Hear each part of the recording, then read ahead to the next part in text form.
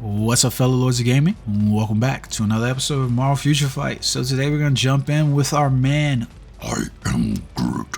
So we're gonna jump in with Groot. I don't think any of us are gonna basically be able to understand him, but I have to say, I think that this costume is absolutely amazing.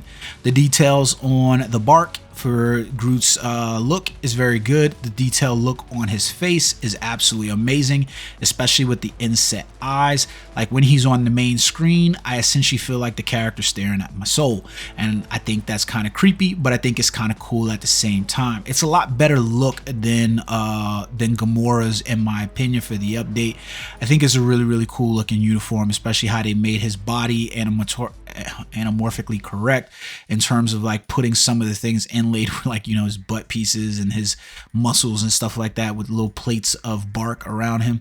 It's a really cool look. Groot has had some really good looks over the years, in my opinion. Like, I don't think they've necessarily missed on any of them, but I think that this one just has the best pop, especially with the look in the face. It looks like they just like kind of ripped him right from the movies. So I'm really excited about Groot being inside here.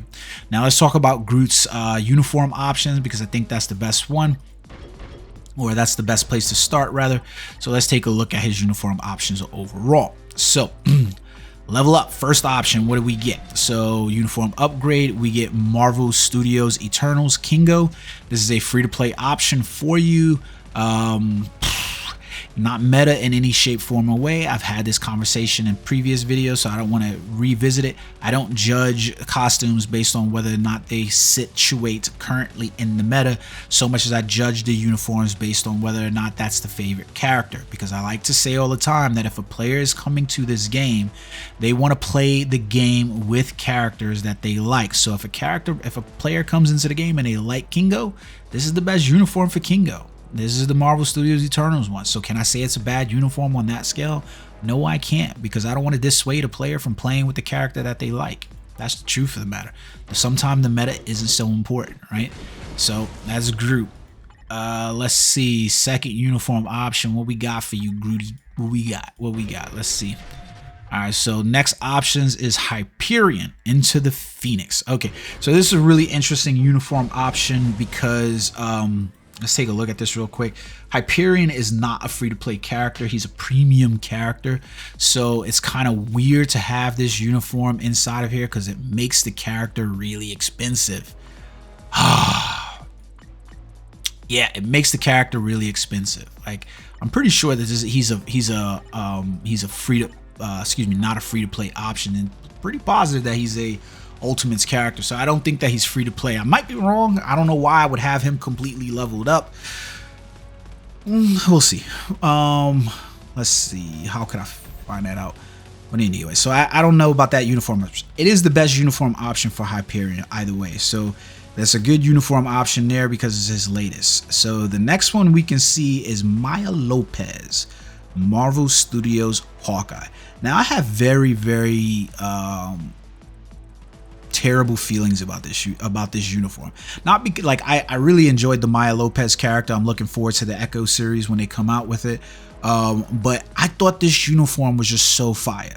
And to be honest with you, it was really weird that they released this Into the Phoenix Echo uniform, which was like the height of her power, right? In terms of comicdom, this was the height of her power. And then you basically stripped her down to become Maya Lopez from Marvel Studios Hawkeye. And it was like, all right, this plain Jane uniform for the character, it just felt some kind of way. You know what I mean? Like, realistically, this is where I felt like the character should stay.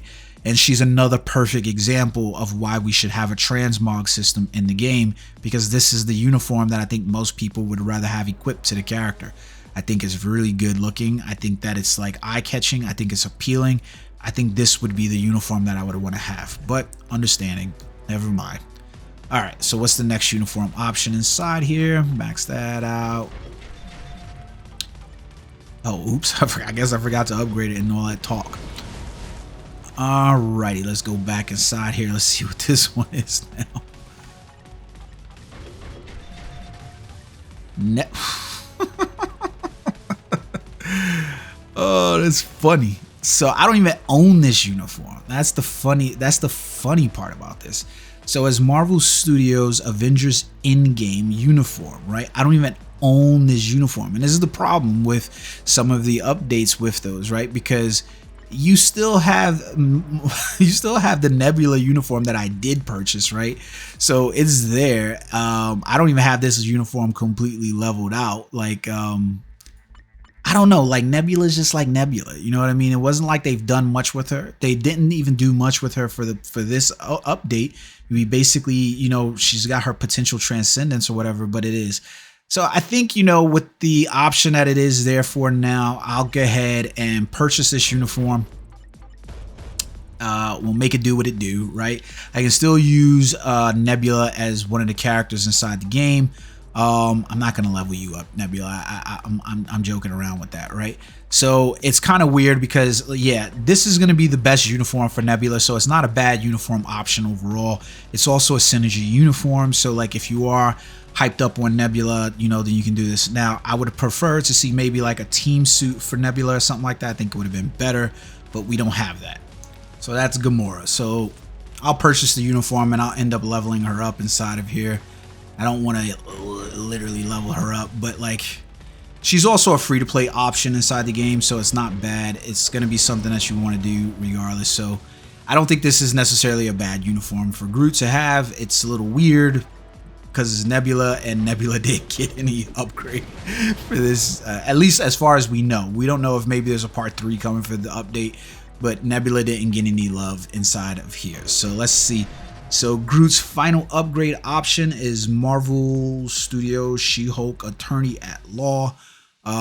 This is a good uniform for She-Hulk, so no complaints there on that end for She-Hulk.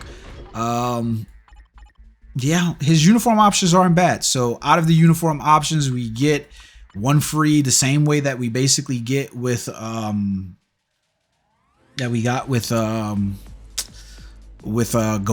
So like you basically look at the uniform options as either 4 out of 5 or 3 out of 5, depending on how you feel about the Hyperion uniform. Not bad options inside there. So I don't think the uniform options are too bad. So let's take a look at Groot's skills. Because I think his skills should be interesting to us, right? So let's go inside the preview skill change. So Groot's passives, right, and what they look like. So Groot's getting a when dead, he revives for 60% of his max HP, and then he applies to other Guardians of the Galaxy allies, where he increases the basic damage dealt to boss types for 40%. And he also gets activation rate of 50% rate when hit that he applies to Guardians of the Galaxy type allies. He recovers 20% HP. So this is bad in the sense that, you know, it's just 20% HP that he, well, 20% is not just that bad, but it only applies to Guardians of the Galaxy guys, right? So you're essentially basically getting Groot with either Star-Lord or with Gamora basically in teams. So you're basically going to play some amalgamation of like, you know, Groot and Rocket together with either Star-Lord or freaking Peter or Gamora. That's essentially the team out. So you get Groot's first skill, which is called Overpowering Vines, and this just has a snare on it. Looks cool though. Looks cool. I thought it looked cool. So then we get Groot Punch on his second skill. Not a whole lot here, just stun. Yo, did my man drop the Macho Man elbow on him? Like, I gotta see that skill again. It looked kind of cool. Like, it looked like he dropped the Macho Man, like, flying elbow. Yeah, he did. He did. So that looks cool. Okay, so I can't complain about that. So now we get into the heart of his kit, right? We get Thorn Tree, which is an active his third skill, which has the accumulation. So we get Bleed Snare, and then we get the total accumulation on his third skill. So he basically puts his hands up in the ground, then he pulls the opponent near, and then he just rips off with, like, you know, some branch thorns. So we know that we're just canceling out of that skill. So his third skill that we're getting, then we get We Are the Guardians, right? So it's Burn on this skill, Paralysis, decrease all basic defenses by 60%, and then he gets increase all basic attacks by 40%, 45%, and all crit rate by 35%, and 100% chance to grant immunity to all. So that's your fourth skill.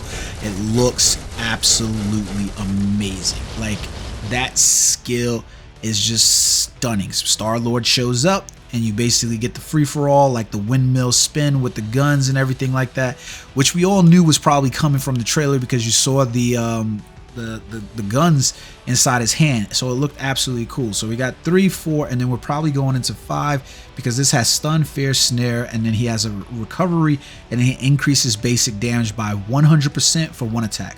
So more than likely you're going 3 delay, or 3 cancel, 4 cancel, 5 cancel. I didn't really check to see whether you can cancel on the skills. So yep, you can immediately cancel on that skill, so it's not a problem. So with the immediate cancel on that skill, we basically get a good skill because you can just automatically roll right into the cancellation of the skill, and we're still getting the damage on the skill right there, right? So then his 4th skill that we have inside of here, we are the Guardians. Let's see if we can cancel out of that skill. So you see, you can still cancel, and Star-Lord still remains in place, and he's doing his. So we probably have a 3, 4, 5 delay. So let's go inside there because it did. I don't think that there was any necessary delay that needs to be had. Let's see, 4. Yeah, so immediately it's immediately cancelable inside that skill. And then we roll into his 5th skill. I really like this skill. It's like, I don't know, like it's so much going on in this skill. I might want to turn the VFX on for it, but like he grows tree wings. Like, I don't know why, but like some animes jump into my mind, right? He grows tree wings and then he's there. Now Groot, like Gamora, is getting a power up because he's basically getting tier 3'd, right? So he applies stun for 3 seconds, 80% chance to penetrate with super armor, shield all damage immunes, the invincible, and the increase all basic attacks by 50%. So I feel like this 6th skill is going to probably come somewhere in the middle here. Maybe there's probably a different rotation than just 3, 4, 5, and then 6. I gotta imagine it's probably going to be somewhat similar to Gamora because he gets the all basic attack there. With the 5th skill not really just applying the 100% attack, I think you're going to want that tier 3 skill out the way before you roll into the 5th skill. So that's my opinion. Let's see, am I right? What do they have? So let's take a look at the 6th skill first of all. That's cool. I Am Groot immediately pops up on the screen, spawns a mother freaking jungle, a forest, and he walks through the forest all boss-like and says, I am Groot. And we don't know what the hell that's saying, right? Like, we're not part of the family, so we don't know. Go watch the movie if you need to know what I'm talking about. So let's take a look at the combos inside here. So the first combo, 3, 4, and then 5, like we were right. 3, oh, there's a huge delay cancel inside that one. So there is a huge cancel inside the 4. I wonder why, because the 4th skill looked like it canceled pretty quick. So we go 3, I canceled, messed it up again. So we go 3, okay. What am I missing here? Let me see, 3, 4. I'm off on the delay cancel. That's why. So we're going 3, and then we're in a delay cancel. It's like, it's weird because I'm trying to find the reason why I need to wait that much of a delay in the 3rd skill. Like, I really don't understand that because we just used the skill on damage accumulation. Damage accumulation is only there for 8 seconds, and it's essentially asking me to wait 1, 2, 3. Well, it's not even showing me now. Right now, let's reset the combo. So it's like 1, 2, 3, 4. So essentially, like waiting like half of the accumulation time to move into the other skill.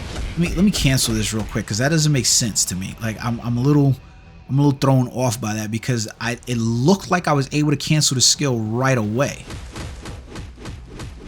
And the accumulation's up, so I'm confused on why that rotation is that way right now. Like, it's asking me to delay cancel the 3 for a really long time because their delay cancels in there 3, holding out for the skills all the way over here, and then rolling into like the skill.